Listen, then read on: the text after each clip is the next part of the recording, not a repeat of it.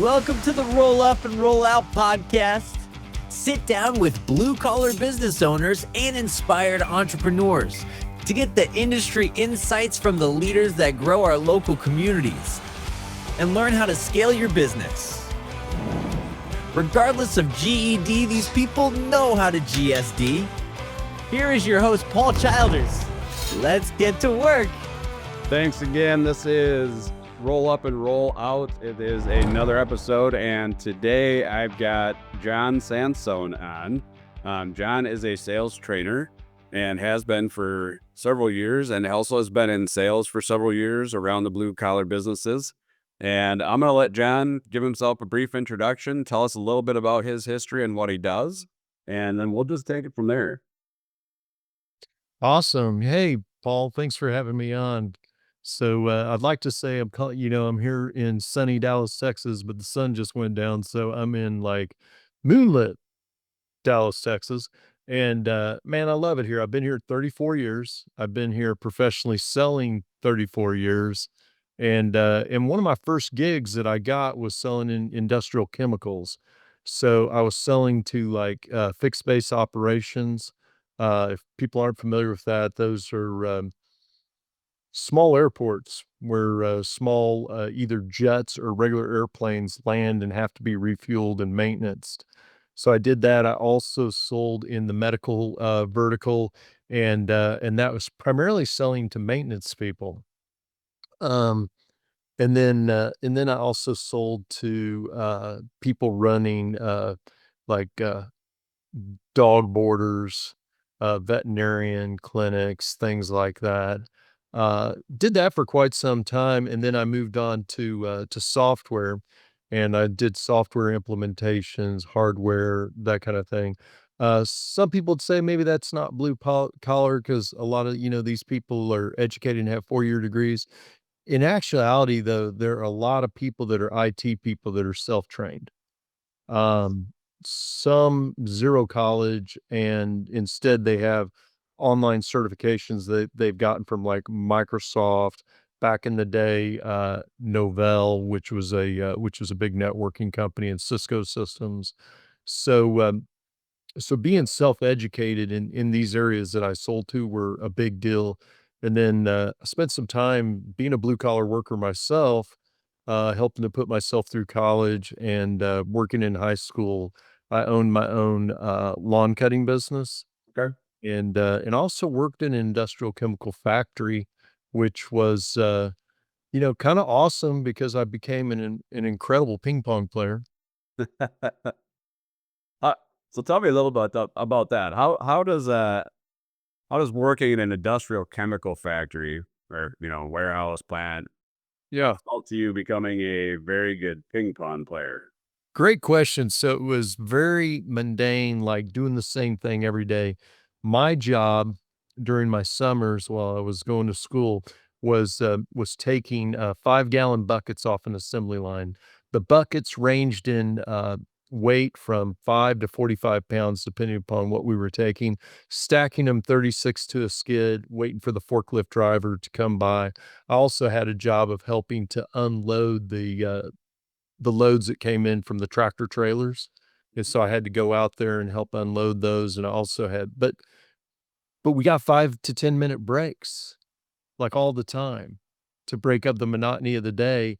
And so you'd hear a siren go or a whistle go, and everybody would immediately go to the break room and drink coffee. And I had pretty good people skills even when I was in like 18, 19 years old. I made friends with some of the service engineers. Sure. And me and the service engineers would go up and we'd play ping pong on like the 4th floor. So I would just jump on the elevator right up to the 4th floor, and boom, we'd all be playing ping pong for 10 minutes, get over, ride back down. And man, you had to run. Like I would get off that elevator and have to run to my spot because when the 10-minute break was over, the assembly line was back on, man. They were not going to let the assembly line stop. The only time they stopped it was for the lunch break and for the 10-minute breaks. And when I say it was 10 minutes, we played probably 8 minutes of ping pong and then boom, back. Yeah. Yep. I've worked a few assembly line jobs, and if there's one thing that's consistent across the board is there's no such thing as outside of scheduled downtime. It's go, and you got to be ready for that. So, Yes, sir. just tell me a little bit about that time spent doing that. You mentioned that you were good at dealing with people, and I think that's a skill that a lot of people have Yeah. intrinsically, or have the ability to learn as an applied skill if they open themselves up to it, right? Because Sure. a lot of people put themselves into two categories. They're either I'm an introvert or I'm an extrovert. Yeah. As most people in sales, and I'll let you elaborate a little bit on this too, but Mhm. most people in sales I've found have a very good ability of flipping a switch and almost being a chameleon, right? Because I got very good at blending to the personality of the person that I was sitting across from. So I could be an introvert if that person across from me liked introverts. I could be an extrovert if that person across from me was an extrovert. I could be a driver if I needed to be a driver. I could be, whatever, right? Ambivalent if I needed to be, right? I always hated selling to engineers and data analysts because they were just the most boring people. But you've been in sales for a long time, and it's Yeah. like you started developing some of those skills as a young employee at this factory, getting to know people. So, like, tell me a little bit about how that formed who you are today, and kind of your path that you took out of that into the sales side of things. Absolutely. Well, working in the factory, when I finally got a job where I wasn't like just complete manual labor, I was amazed I was getting paid. Like I was absolutely, I'm like, all you want me to do is sit here, drink coffee, and make phone calls. Are you kidding me?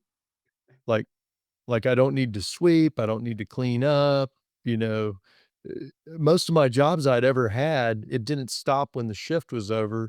When the shift got over, that was just time to do all the cleaning that was required to do, like working in restaurants and things like that. So I'm gonna say I developed a pretty extensive work ethic, and I also developed a very good way to multitask, and I'm gonna say the people skills come out of survival, because if you're the high school kid that's getting ready to go to college and you're in a factory where most of the people in the factory don't ever plan to go to college, you're already seen as the bad guy. Yep. But I got a lot of respect from those guys because I was a hard worker, and they could see that I could keep up with the assembly line, and they could see that, like, I was in physical shape, and I took it seriously, and I took them seriously, and, you know, I didn't look down on them, so they didn't look down on me, but it coulda went the other way. But there was another kid that was hired that they just hated. That that that highlights a really interesting point. I had a conversation earlier today with another guy that's in the blue collar business, Yeah. and I think we as a society have a problem when it comes to people that are blue collar. Is a lot of people have the attitude that, oh man, you're a factory worker, or you're a plumber, like okay, what do you know? Like, we almost looked poorly upon those people when really those are the salt of the earth type of people that I love working. I spent a lot of time in factories. I worked in a foaming factory in Mhm. high school where we foamed refrigeration doors for gas stations. Okay. I met some of the coolest people that I'd ever come across there. And I Right. in college, before I got into landscaping, I worked for a company called Dura Supreme, the cabinetry making company, and Okay. cut lumber. And the guy that I worked with, his name was Jeff, and he was deaf. And Oh, wow. the thing that Jeff and I learned how to do, because I was tech savvy, was we learned how to text with each other. So we got along really well, because everybody Yeah. else he worked with wouldn't take time to text him. But you miss out on these really cool experiences by having a almost a negative type of thought towards a certain part of people. But like blue collar people are always my favorite people. Like they've always been great to work with. They're definitely fun to hang out with. Yeah, Yeah. I mean, it's a weird society we live in. Like, my uncle was a master carpenter, and, uh, and when I was a kid, he was, like, always out of work, and, just probably like the town I grew up in just didn't have enough carpentry work. Mhm. But when he finally decided to drive 50 miles up north from where I grew up, then he always had work. And he was so smart that I think he had maybe 3 hours or maybe 10 hours of total college credit or whatever, but he was smart. I mean, when you played games with him, because he was my uncle, so we at Christmas time we played like Trivial Pursuit with him or poker with him. Like the fact that he's a blue collar worker or whatever, he was extremely intelligent. My grandfather was a blue collar worker and he worked for the post office. My grandfather had like a photographic memory. Like you'd play Trivial Pursuit with him and they would ask a question like, what was Hitler's doctor's name, in World War II or whatever, and boom, he knew it. Yeah. Like he knew, I mean, he read 5 newspapers. He was super well read and he graduated high school. And he went from being a mail carrier to taking the tests within the federal government, and then he became like a mail sorter, and he went up and he retired as assistant postmaster of the post office. And he was a genius. I mean, I spent a lot of time with him, and you just know if somebody's intelligent. It doesn't matter what they do for a living. What matters is like what's up there. I've It's I've I've always held in my thoughts of people that I've come across that sometimes, we take intelligence for how much somebody talks and talks about what they know. What I've found though is that people that are really actually intelligent usually don't speak a ton, but when they do, you better shut up and listen to what they're saying, right? Um, they value their words and they're very careful about when they use them and how they use them. And I've always thought well, that's a good sign of intelligence. So having those two figures kind of in your life, how did that like influence you, to, go down the road that you went down? I think the road I went down had a lot to do with my dad's friends. So when I was growing up, this is kind of ironic to mention since you were in the tire business. One of my dad's best friends uh, owned a Goodyear tire company, and he and his brothers owned it together, and they made really good money. Mhm. And in fact, he had a hunting lease, a hunting like no, he had a hunting farm. He didn't have a hunting lease. He owned a hunting farm. Yep. He also owned a plot of land on a lake where he had a house and a boat and motorcycles and stuff like that that we would go and visit on the weekends with him. And so that like put a seed in my mind that, maybe I should be in business for myself. Like these are the things I want out of life. Like I don't want this to end when we can no longer go to the lake. And ultimately they sold their place at the lake and then he passed, my dad's friend passed away and my dad passed away. So you can't like rest your dreams on like your childhood, Mhm. but it plants a seed for what your dreams are going to be like. Yep. And, uh, and then 2, my dad we had a next door neighbor who they owned an electrical company and they probably, I think, had 40 trucks. At one point, I think they got even more than 40 trucks. So early on, I was very aware of blue collar business Yeah. and they were doing work in like Saudi Arabia. That's Like they incredible. were not just doing local work. Once you learn the electrical business, you might know it already, but it's all about what people pay for when they buy the electrical company is they're paying for somebody to do the schematics of the blueprint of the electrical install, and they're expecting it to be of code. But Yep. the actual people that do the work, they pick up at the local wherever they pick up the electricians. They might take maybe 1 or 2 electricians, and then they take the guy that's in charge of the job, but what the people are paying for is, the goodwill of the company to make it happen. Yeah. But the actual electricians, it's not like they're taking all their electricians to Saudi Arabia. They were taking their blueprint to Saudi Arabia and the confidence level that they're gonna do a good job to Saudi Arabia and, maybe 1 guy from their office to Saudi Arabia. It's interesting when you learn about these businesses. But there's another business I was involved in that was a blue collar business. So like when I was a kid, they would bring one of the electrical trucks that had the cherry picker bucket in it, Mhm. and we got to go up in that bad boy in my driveway, and that was quite scary, just going up in a plastic bucket that looks like you should be throwing trash in it. Yep. And I was a little kid, so everything always looks bigger when you're like 9 years old. Yeah. But early on, like my brother and I were both thinking about being electricians because like when you'd hear about it, just knowing the process of becoming an electrician, whether you even wanted to be an electrician, that's like half of like how you set a goal. You're familiar with it, and then too, like I related with the fact that and this neighbor of mine was kind of wealthy, really nice swimming pool. They he did not make being in the blue collar business look bad. Yeah.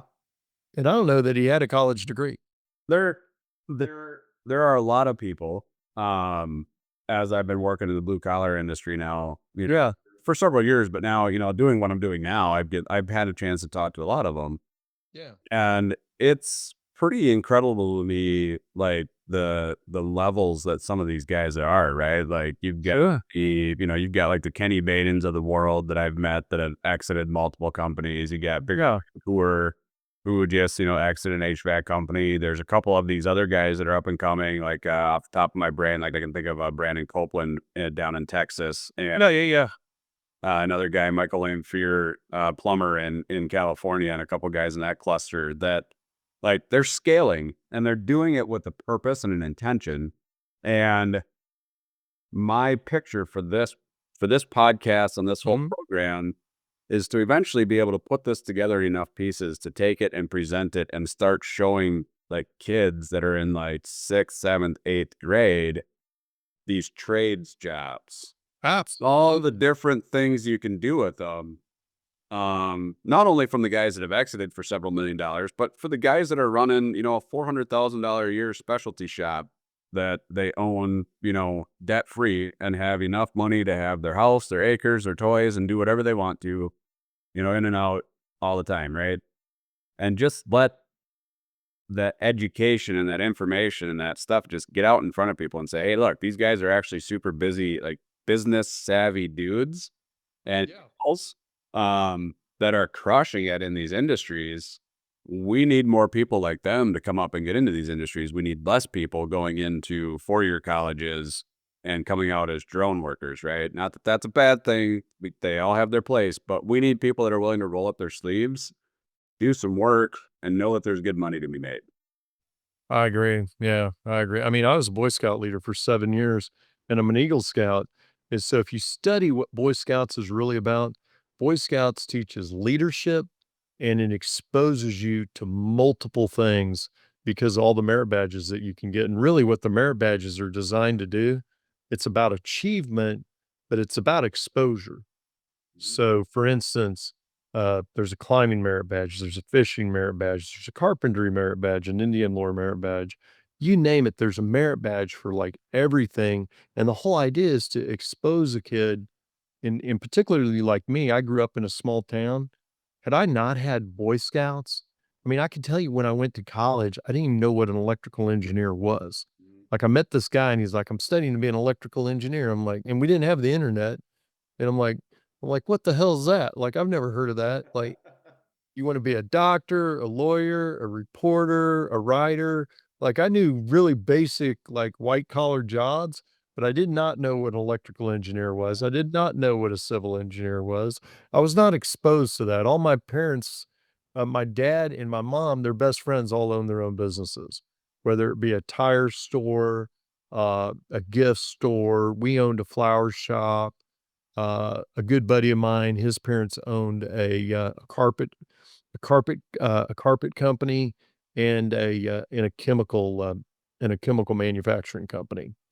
Like they sold carpeting, you know, buy carpeting, put it in a house or an apartment or whatever, uh, office building, and they also owned a chemical company. Sure.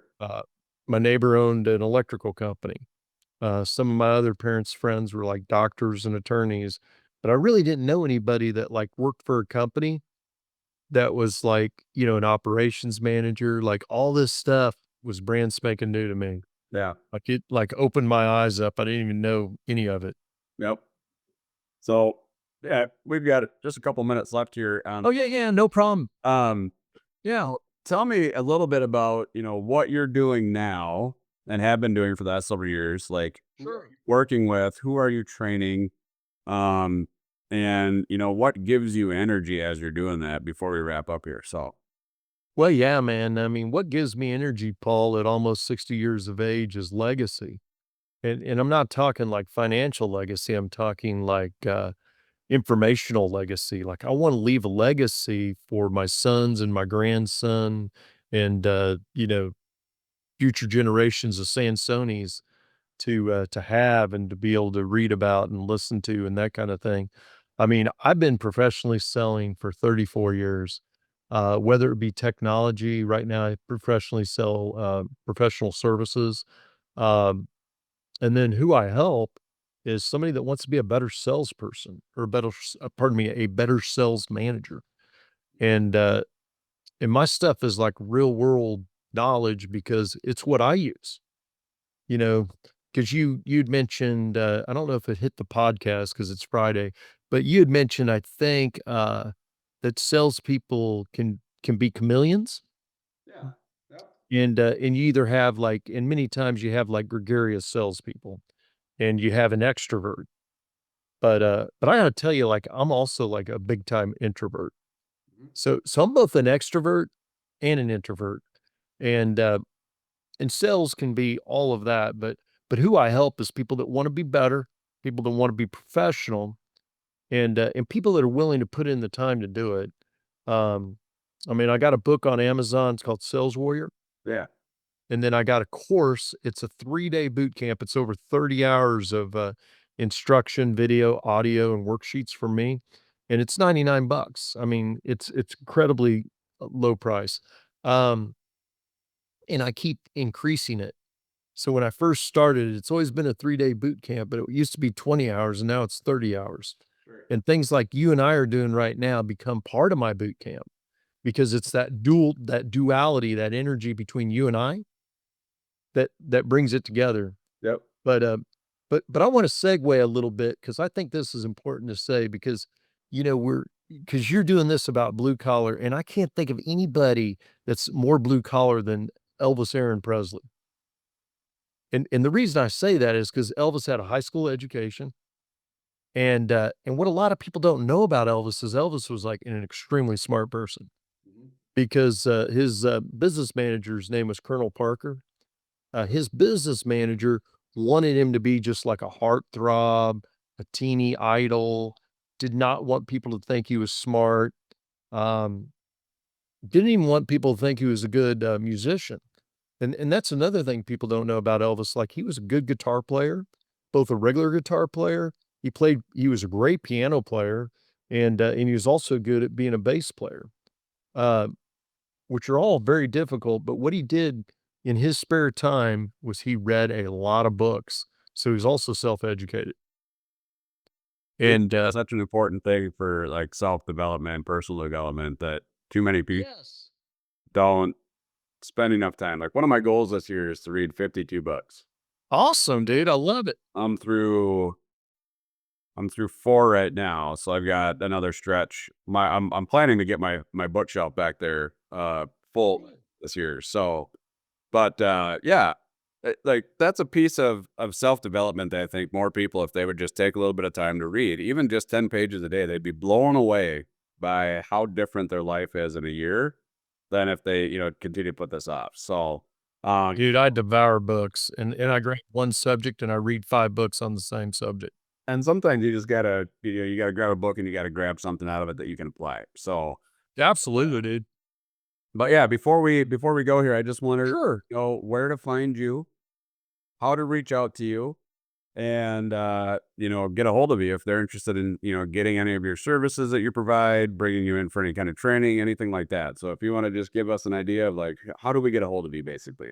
Yeah, you got it, Paul. It's so easy to get a hold of me. Reach me and become a contact of mine on LinkedIn. So it's your John, Jon, Sales Warrior, all one word. Reach out to me on LinkedIn. We'll be connected then, and I give daily guidance out on LinkedIn, daily inspiration, and then feel free to get out on my Facebook and join my Facebook group, Real World Sales Wisdom.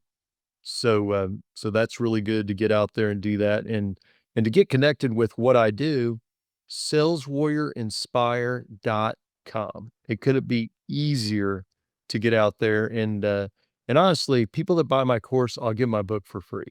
And my book's only 78 pages, but I guarantee you the 78 pages that my book is filled with will give people better sales acumen than spending 6 months with a sales trainer.